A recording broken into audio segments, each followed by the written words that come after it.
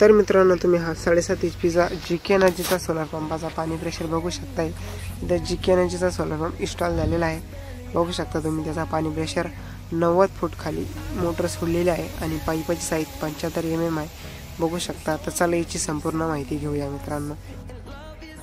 हे बघू शकता इथे कंट्रोल वगैरे लावला आहे। आता इथे 7.5 HP सोलर पंप इन्स्टॉल होणार आहे। बघू शकता आता शिवल वगैरे सिमेंटात पॅक केले की आता स्ट्रक्चर वगैरे खाली आतरलंय।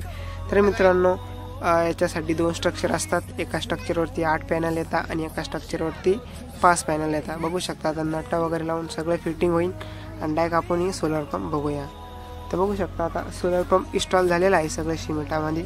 बघू शकता तुम्ही 5.5 फूट खाली खड्डा होता। 10 फुटाचा पूर्ण पाईप आहे तो मोठा। बघू शकता या त्याच्या वायरी दोन्ही स्ट्रक्चर मधल्या वायरी वगैरे बघू शकता तुम्ही मित्रांनो। दोन्ही पण सोलर पंप बघू शकताय। एकावरती 8 पॅनल आहे आणि एकावरती 5 पॅनल आहे मित्रांनो। बघू शकता हा GK एनर्जीचा सोलर पंप इथं आत्ताच इन्स्टॉल झालेला आहे। मटेरियल वगैरे एकदम मस्त आहे मित्रांनो, हेवी मटेरियल आहे बघू शकता तुम्ही। आणि पॅनल याचे 535 वॅटचे पॅनल आहे। बघू शकता GK energy 7.5 HP total 13 panel आहेत। बघू शकता विहिरी बसून एक 40-50 फूट लांब अंतरावर पंप इन्स्टॉल झालेला आहे। विहीर त्यांची वावराच्या मध्ये आहे, त्याच्यामुळे इकडे वावराच्या कडेला पंप इन्स्टॉल केला आहे। बघू शकता तुम्ही याचा पाणी प्रेशर